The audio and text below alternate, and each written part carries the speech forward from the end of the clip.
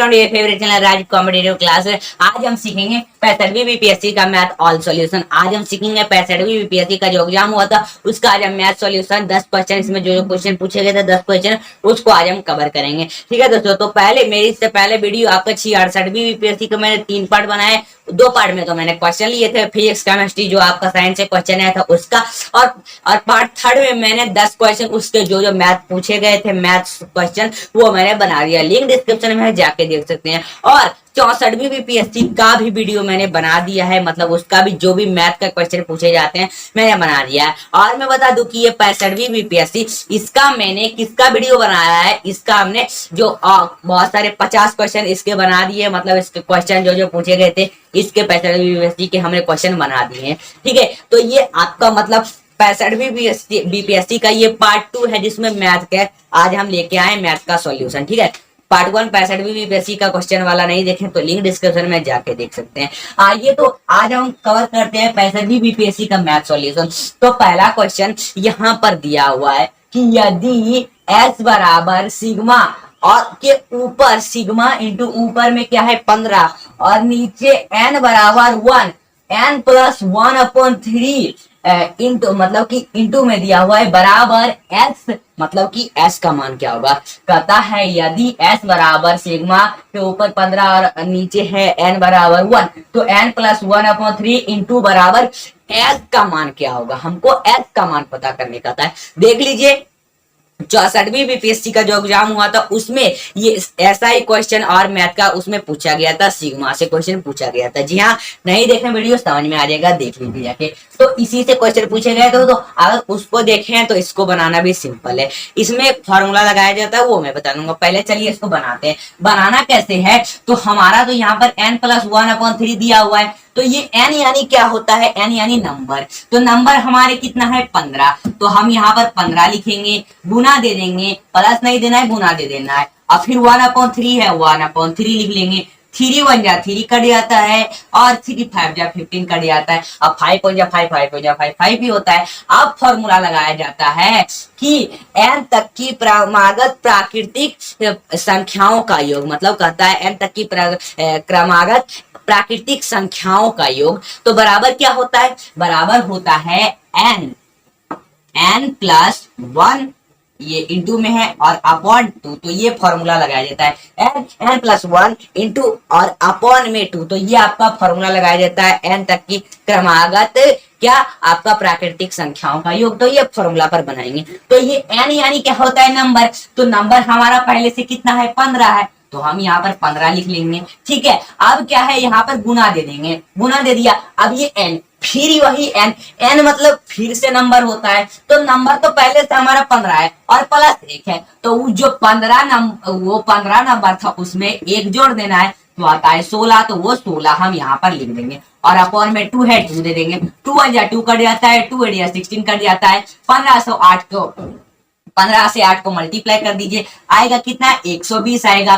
15 से 8 को मल्टीप्लाई करने के बाद अब जो यहाँ पर हमने निकाला था 5 काट के, इस 120 में 5 को जोड़ दीजिए, आता है 125। तो ये हमारा s का मान क्या हुआ 125, ये आपका आंसर कहलाता है। जी हाँ, कुछ इस तरह का क्वेश्चन बनता है। चलिए अब अगला क्वेश्चन हम लेते हैं।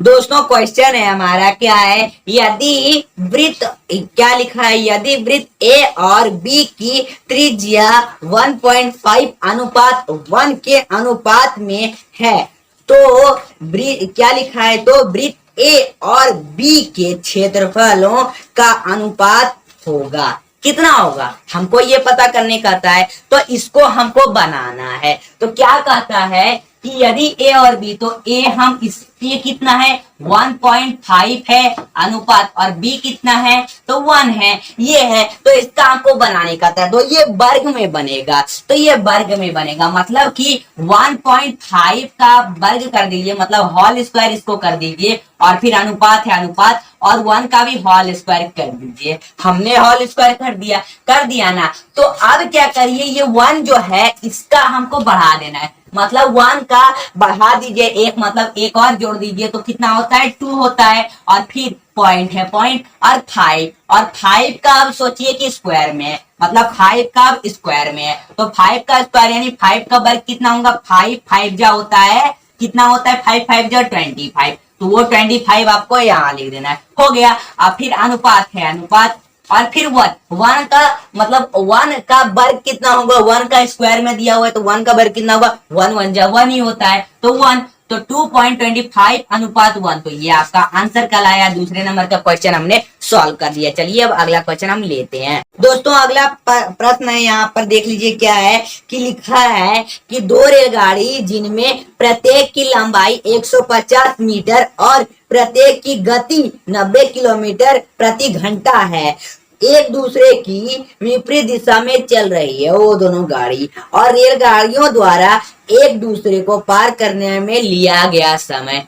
कहता है कि रेलगाड़ियों द्वारा पार करने में, दोनों को पार करने में लिया गया समय हमको ये पता करने कहता है। ठीक है, तो पहले आपके दोनों रेलगाड़ियों की लंबाई कितनी थी, तो हमारी थी यहाँ पर 150 दोनों की लंबाई थी। तो बस क्वेश्चन कैसे दिया हुआ है, देखिए घुमा फिरा के दिया हुआ है क्वेश्चन कि दोनों रेलगाड़ियां, मतलब दोनों रेलगाड़ियां हैं, दो रेलगाड़ी है, मतलब दोनों मतलब एक रेलगाड़ियों की नाम मान लेते हैं ए और दूसरा का भी, तो दोनों रेलगाड़ी की लंबाई 150 है, मतलब दोनों का एक ही नहीं ना होगा, यानी दोनों का 150 होगा।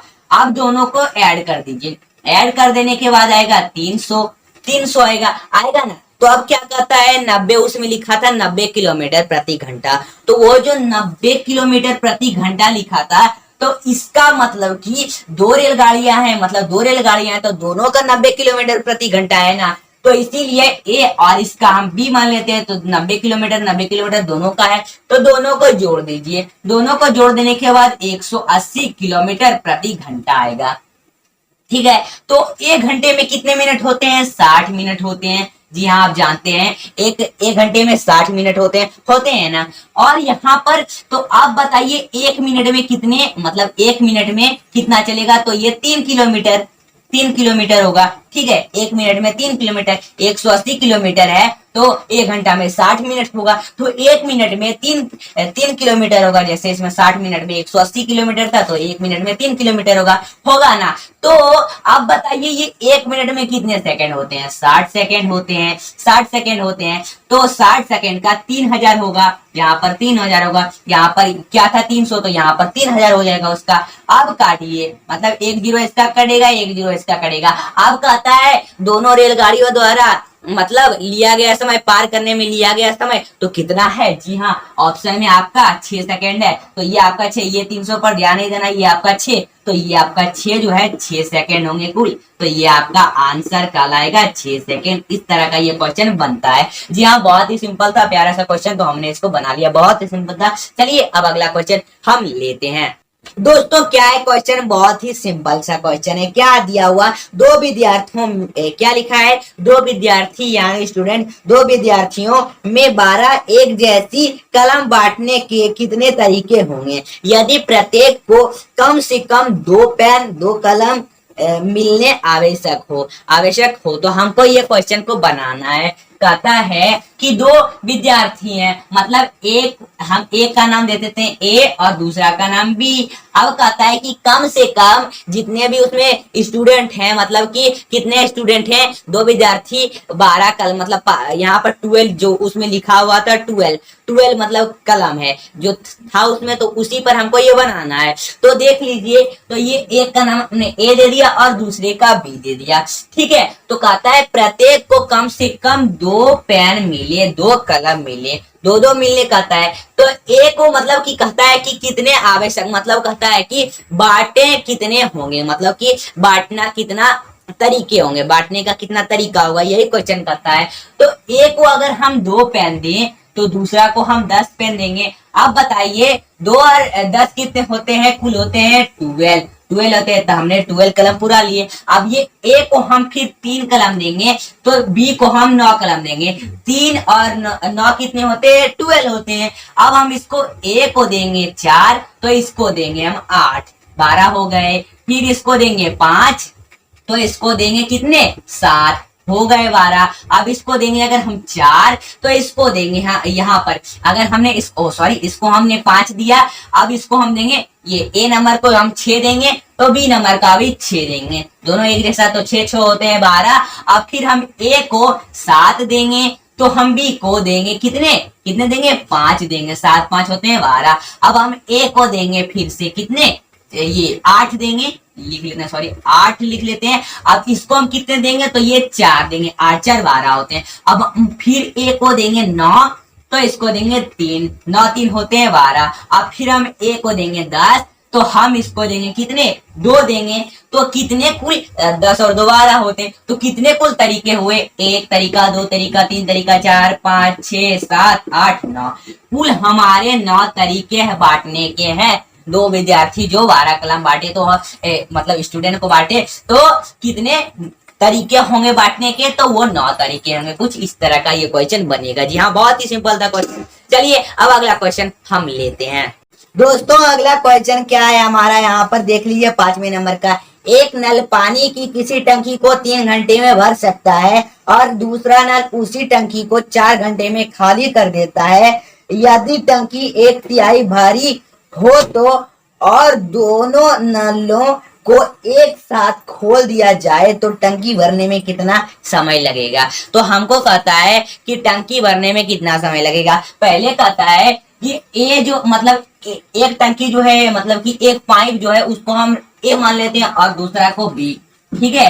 तो क्या करता है ए नंबर का जो पाइप है वो क्या करता है अपना टंकी को भरता है कितने घंटे में 3 घंटे में, और बी जो है उसी को टंकी को 4 घंटे में खाली कर देता है। अब कहता है कि दोनों मिलकर भरेंगे तो कितना टाइम लगेगा, वो कितने घंटे लगेंगे, हमको ये कहता है मतलब कहता है पता करने। कैसे बनाएंगे आइए देखते हैं। पहले क्या करना है, इसका मतलब गुना कर दिए, दोनों को गुना कर दीजिए, आ जाएगा 12 12 आ जाएगा, ठीक है।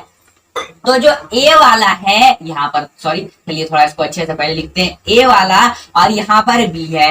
तो ये ए जो है वो क्या करता है 3 घंटे में भरता है टंकी को, 3 घंटे में भरता है। और ये जो बी जो है वो 4 घंटे में खाली करता है 4 घंटे में खाली। तो ये 3 घंटे में भरता है और 4 घंटे में खाली करता है। अब ये 4 घंटे में भरता है और सॉरी 4 घंटे में खाली करता है और ये 3 घंटे में भरता है। ये 3 घंटे में भरता है ए और बी उसी को 4 घंटे में खाली कर देता है। 3 और 4 हो गए 12 हो गए घंटे। और फिर ये 4 है वो मतलब बी जो है वो 4 घंटे में खाली करता है और ए जो है 3 घंटे में भरता है। 4 3 हो गए 12 घंटे। तो अब हमको पता करना है कि दोनों मिलकर कितने घंटे में भरते हैं। तो देखिए अब ये क्या कहता है कि ये 3 जो है ये क्या करता है मतलब ए जो है वो 3 घंटे में भरता है और बी जो है 4 घंटे में खाली करता है। तो 4 में 3 को घटा दीजिए आएगा 1, तो ये 1 घंटा हो गया, मतलब सॉरी 1 टंकी हो गया,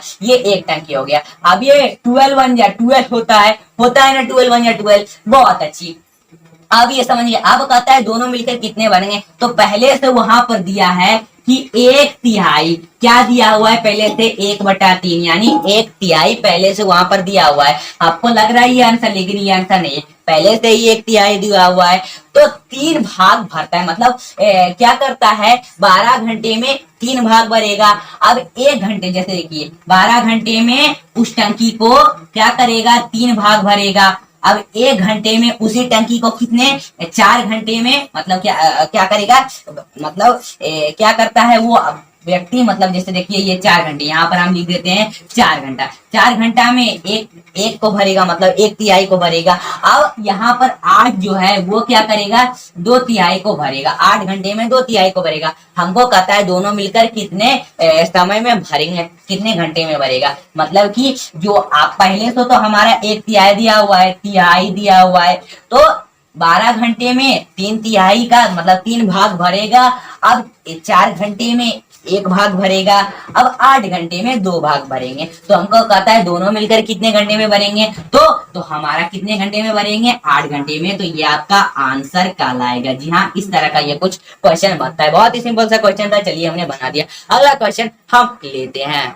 दोस्तों यहाँ पर देख लीजिए अगले नंबर का क्वेश्चन क्या है, दिया हुआ है 6ठे नंबर का। यदि x² - y² बराबर 7 तथा x - y बराबर 1 हो तो एक आयतन जिसकी लंबाई और चौड़ाई क्रमशः क्या है x सेमी यानी सेंटीमीटर एवं y सेंटीमीटर हो तो हमको कहता है विकर्ण की लंबाई होगी, हमको विकर्ण की लंबाई पता करने कहता है। तो पहले यहाँ पर लिखा हुआ है कि यहाँ पर पहले से लिखा हुआ है x square minus y square is equal to 7। तो ये तो पहले से लिखा हुआ है। अब इसी से हमारा आंसर बनेगा। कैसे बनाएंगे आइए देखते हैं। इसमें हमको विकर्ण पता करने कहता है, तो आइए कैसे बनाएंगे। तो इसमें फॉर्मूला लगाया जाता है अलजेब्रिकल फॉर्मूला। मतलब क्वेश्चन देखिए आपको फॉर्मूला पता चल जाएगा। क्या है फॉर्मूला? ए स्क्वायर माइनस बी स्क्वायर बराबर होता है क्या? जरूर जानते हैं अलजेब्रिकल फॉर्मूला। नहीं पता तो मैंने वीडियो बना दिया है, लिंक डिस्क्रिप्शन में जाके देख सकते हैं। तो ए स्क्वायर माइनस बी स्क्वायर बराबर होता क्या है? ए प्लस बी ए माइनस बी, ये फॉर्मूला होता है ना। तो इसी के आधार पर हमको बनाना है। तो थोड़ा इसको मिटा लेते हैं। चलिए आप लिख लिए होंगे। अब इसको हमको बनाना है। तो क्या था उसमें? ए प्लस बी और ए माइनस बी था, लेकिन हमको इसमें उल्टा लिखना है। मतलब इसमें लिखना है एक्स माइनस वाई और एक्स प्लस वाई। अब इज इक्वल टू होता है हमारा यहाँ पर 7 है ना, 7 तो 7 दे देंगे। अब क्या करिए x और x माइनस वाई, तो x माइनस वाई घट गया तो बच के आया 1 और मल्टीप्लाई फिर ये x प्लस वाई इंटू और यहाँ पर इज इक्वल टू 7 है तो वही दे देंगे, हो गया। अब ये बचा है x प्लस वाई, तो हम यहाँ पर लिखेंगे x plus y is equal to 7। ये हो जाएगा क्योंकि 7 1 जा 7 ही होता है, तो यही बच के आया, बस हो गया। तो अब हमको विकर्ण पता करने का है। तो विकर्ण कुछ इस तरह का, ये हम आयतन पहले बनाते हैं। मतलब आयतन पढ़े हैं, रेक्टेंगल ये पढ़े हैं, तो आपको समझ में आ जाएगा मतलब क्या होता है विकर्ण। तो विकर्ण क्या होता है? ये तो एक आयतन हो गया। अब इसके चारों ओर से 90 डिग्री बनता है। मैं बता देता हूँ ये, लेकिन इस क्वेश्चन में नहीं है, लेकिन मैं बता देता हूँ आपको समझाने के लिए, ठीक है। चलिए अब ये विकर्ण किधर से होता है? यहाँ से यहाँ तक होता है। क्या होता है? विकर्ण होता है, विकर्ण होता है ना। जी हाँ। तो हमको पता करने का था, मतलब ये 7 है, तो अगर हम इसको जोड़ सकते हैं, हम 3 और 4 लगा देते हैं। आपको 7 जोड़ना होता है तो हमेशा ना ऐसे ही जोड़ते हैं, 3 और 4 होता है 7, तो इस तरह का जोड़ते हैं। तो इसी में ये जो साइड वाला दिख रहा है ये हमारा है चौड़ाई।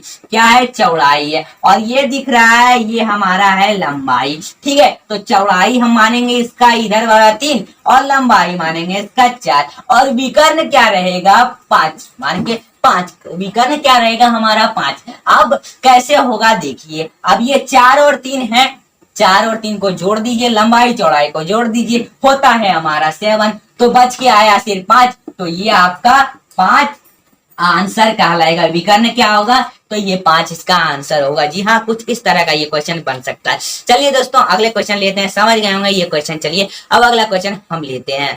अगला क्वेश्चन है हमारा, यहाँ पर देख लीजिए कितने नंबर का, ये देख लीजिए कितने नंबर का यहाँ पर क्वेश्चन दे दिया है। क्या है ये आपका क्वेश्चन है कि 80 विद्यार्थियों, मतलब स्टूडेंट है, 80 विद्यार्थियों की एक कक्षा में कितना 60% विद्यार्थी कैरम खेलते हैं और 45% शतरंज खेलते हैं और 10% विद्यार्थी ना कैरम खेलते हैं और ना ही शतरंज खेलते हैं। केवल शतरंज खेलने वाले विद्यार्थी कितने हैं? हमको केवल शतरंज खेलने वाले विद्यार्थी पता करने का था। तो देख लीजिए कितने, पहले मतलब कि यहाँ पर दिया हुआ है कितना, ये दिया हुआ है 60 विद्यार्थी कैरम खेलते हैं, मतलब कि 60% विद्यार्थी लिखा है कि कैरम खेलता है। क्या खेलता है? कैरम, ठीक है, कैरम।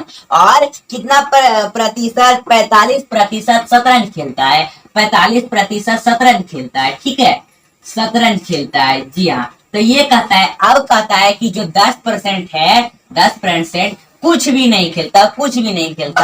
और कहता है सिर्फ इसमें केवल शतरंज खेलने वाले कितने विद्यार्थी हैं। तो हम बस शतरंज खेलने वाले कितने विद्यार्थी हैं उसको पता करेंगे। तो कैसे पता करेंगे आइए हम समझते हैं। तो पहले तो यहाँ पर 80 विद्यार्थी जो है, 80 विद्यार्थी, 80% जो विद्यार्थी है तो वो तो है, ठीक है। तो पहले ये 60 और 45 है, तो इसको यहाँ लिखिए, 60 और 45 को जोड़ दीजिए। 60 और 45 होते हैं, पहले आपको जोड़ना नहीं है, बस इतना ही छोड़ दिए। 60 और प्लस कितना है यहाँ पर? ये 90, सॉरी 45 है, बस इतना है। तो अब इसको हमको यहाँ पर अगर हम लिख दें 90 तो कैसा रहेगा, इसको जोड़ने के बाद 90 नहीं आया, तो ये 90 कहां से आया, ये 80 और ये 10% जो नहीं खेलते हैं उसको हमने जोड़ दिया, 80 और 10 को जोड़ दिया तो 90 हो गया। तो 60 प्लस 45 बराबर 90, ये ठीक है। अब फिर यहाँ पर बराबर दे दीजिए, अब यहाँ पर हम 15 लिख दें। अब बताइए 15 कहां से आया, मैं बताता हूं, इसको और इसको जोड़ दीजिए आ जाता है, मतलब 60 और 45 को जोड़ दीजिए 105 आएगा। अब 105 है। अब बताइए 90 और 105 में कितना फर्क है,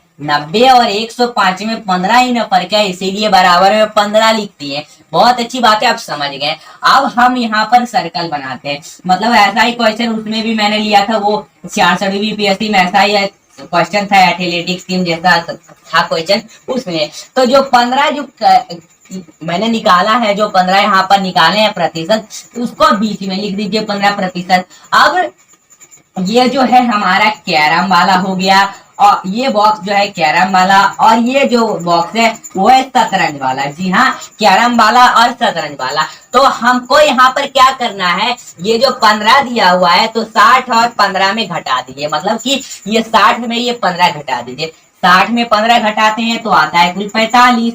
अब और ये 45 में फिर ये 15 को घटाते हैं तो आता है 30, आ गया। ठीक है, अब कहता है सिर्फ कि शतरंज कितने खेलने वाले हैं, शतरंज तो 80% जो है, 80 का 30% निकाल दीजिए, 80% का 30% कितना होगा। तो प्रतिशत नहीं निकालने जाते, मैंने दो वीडियो बना दिया, लिंक डिस्क्रिप्शन में जाके देख सकते हैं। तो 80%, 80 कैसे निकाला जाता है प्रतिशत, 80 यहाँ पर, अब का यानी गुना, और फिर ऊपर 30, ये का है, ठीक है, 130 नहीं समझिए का है, और बट्टा में 100 हो गए। अब 1 0 कट गया, 1 0 कटेगा, कट गए, 1 0 इसका कटा, 1 0 इसका कटेगा। अब 8 से 3 को मल्टीप्लाई कर दिए, 8 3 जा होता है 24।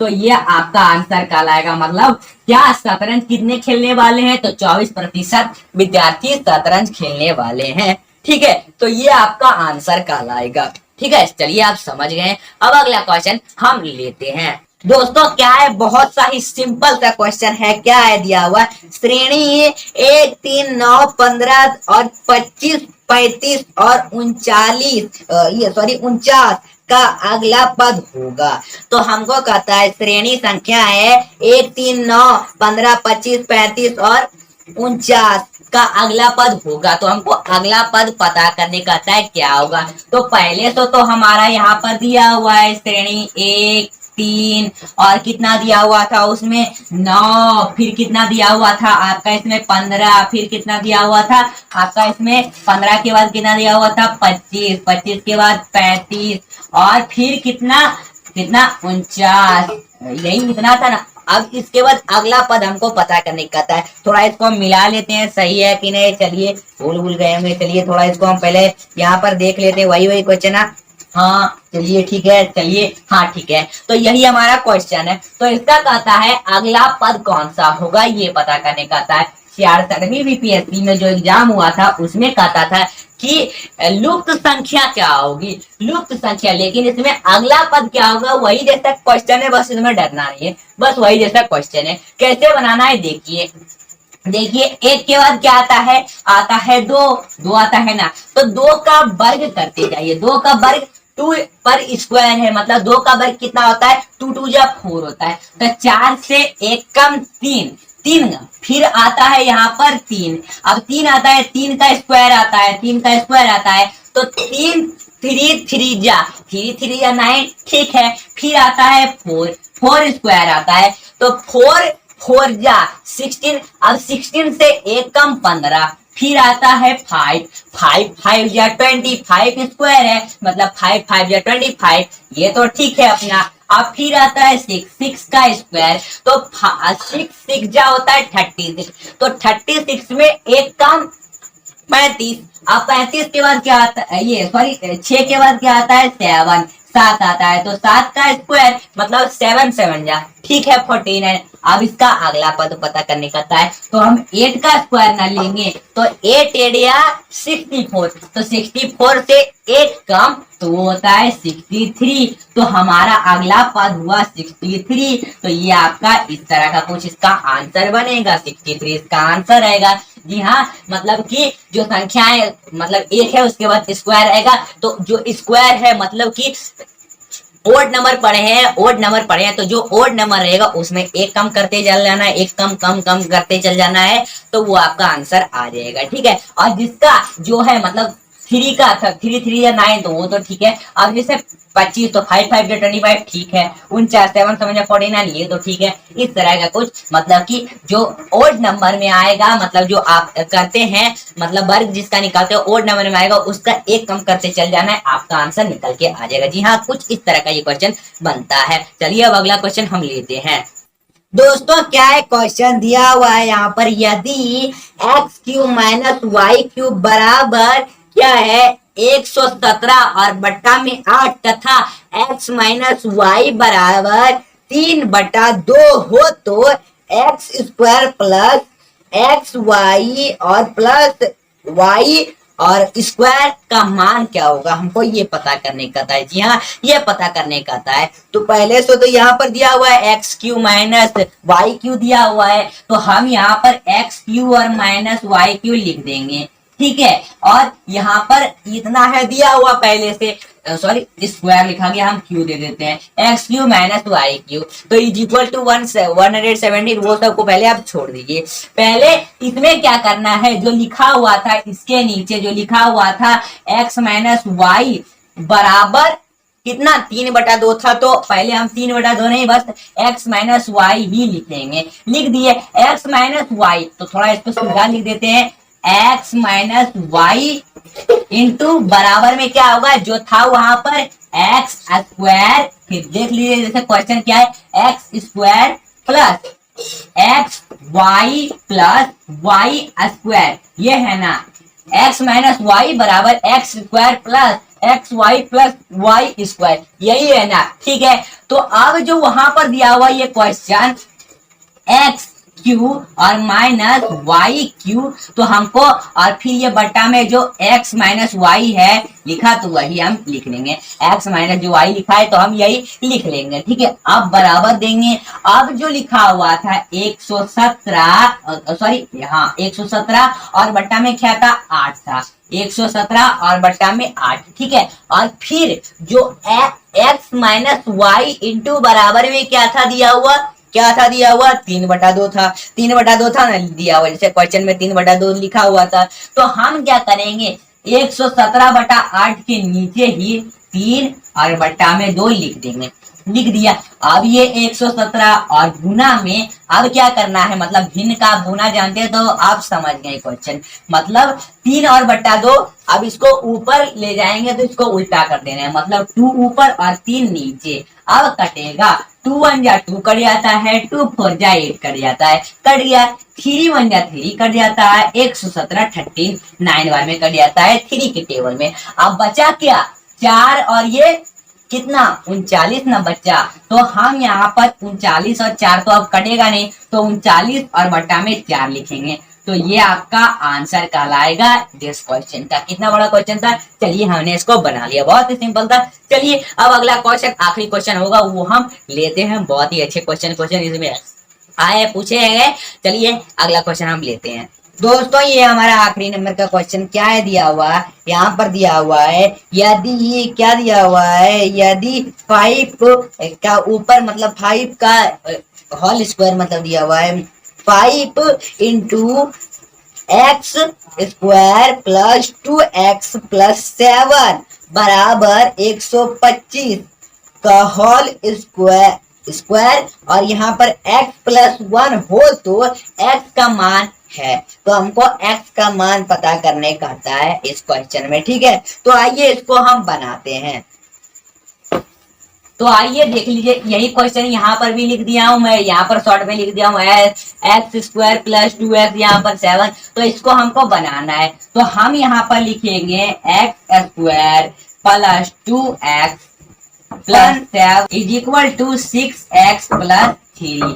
अब x स्क्वायर माइनस, अब बताइए देखिए हम यहाँ पर अगर 4 लिख दे तो ये 4 कहाँ से आया, ये 2 और 6 को है हमने घटा दिया, तो 2 में 6 को घटाया तो यहाँ पर आया ये 4, तो 4x प्लस अब ये देखिए यहाँ पर अगर फिर से हम 4 लिख दें तो ये 7 में ये फिर 3 को घटा दिया तब यहाँ पर आया ये 4 इज इक्वल टू 0। अब यहाँ पर इज इक्वल टू हमारा 0 आया, तो हम यहाँ पर लिखेंगे x माइनस 2 का होल स्क्वायर लिख देंगे, x माइनस 2 का होल स्क्वायर, यहाँ पर x लिखा हुआ है और यहाँ पर 2 है, x माइनस 2 का होल स्क्वायर, इसलिए हमने लिख दिया यहाँ पर। इसीलिए जैसे देखिए मैंने क्या किया, यहाँ पर x स्क्वायर और माइनस 4 है तो इसमें x स्क्वायर माइनस 4 घटाया तो आया x माइनस 2 का whole square is equal to 0, 0 है तो 0।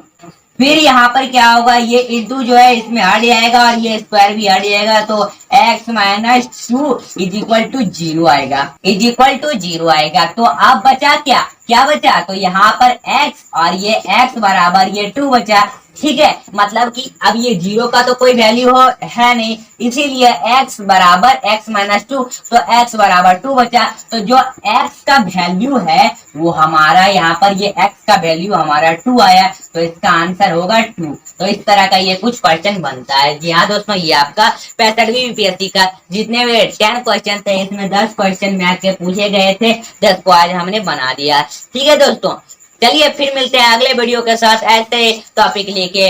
अगर ये वीडियो आपको पसंद आए वीडियो को लाइक करिए, चैनल पर नए चैनल को सब्सक्राइब करिए। मिलते हैं अगले वीडियो के साथ, तब तक के लिए बाय बाय। ये मैंने 65वीं यूपीएससी का मैथ बताया, 68वीं यूपीएससी का भी मैंने मैथ बना दिया है, 64वीं यूपीएससी का भी बना दिया, लिंक डिस्क्रिप्शन में जाके देख सकते हैं। चलिए मिलते हैं अगले वीडियो के साथ।